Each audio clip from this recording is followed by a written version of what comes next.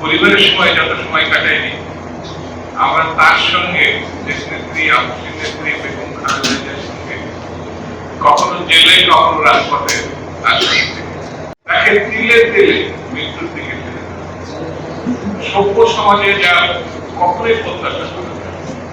সে অসুস্থ, সাবেক তিনবারের প্রধানমন্ত্রী, সেই প্রধানমন্ত্রী জনগণের ভোটে তিনি গণতন্ত্রের জন্য লড়াই করেছেন।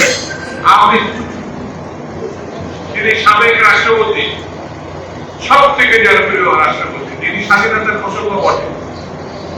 তার স্ত্রী সাবেক সেনাপ্রধান, যে সেনাপ্রধান বাংলাদেশ আর্মির সব থেকে জনপ্রিয়, যিনি মহাকাব্যের মতো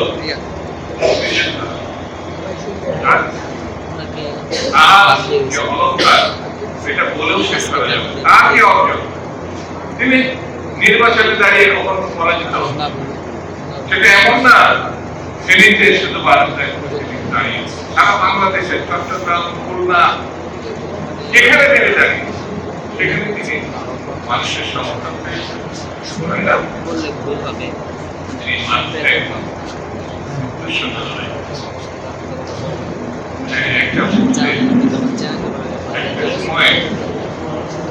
আল্লাহ নিয়ামত ছাড়া, আল্লাহ ইশারা ছাড়া আমরা সেই দোয়া যে আয়োজন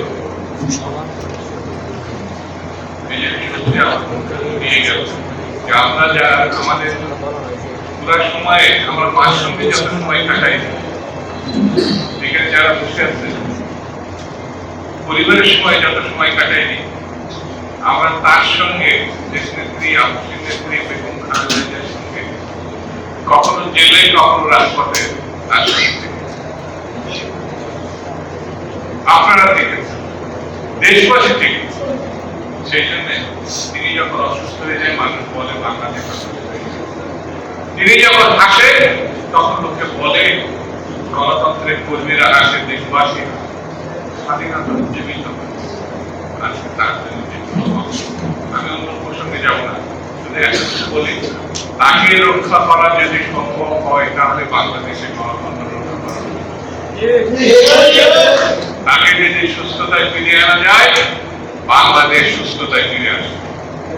তার জীবন গণতন্ত্র এবং বাংলাদেশের সঙ্গে অঙ্গাঙ্গী ভাবে।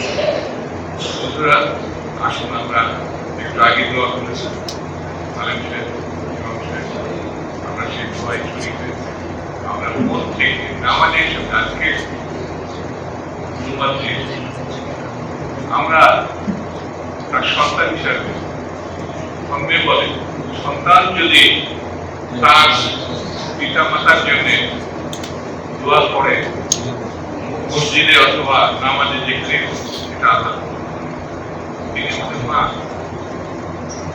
তিনি আমাদের অভিভাবক, তার জন্য আমরা প্রতিনিয়ত দোয়া কামনা করি, জীবন কামনা করি,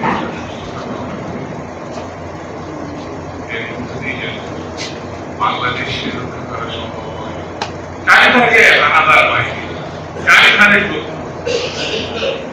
এই শত্রুর কাছ থেকে দেশকে রক্ষা করতে হবে। সেই জিয়া রহমান, বেগম খালেদা জিয়া এবং তারেক রহমান, তিনি আমাদের নেতা, গণতন্ত্রের নেতা এবং বাংলাদেশে গণতন্ত্র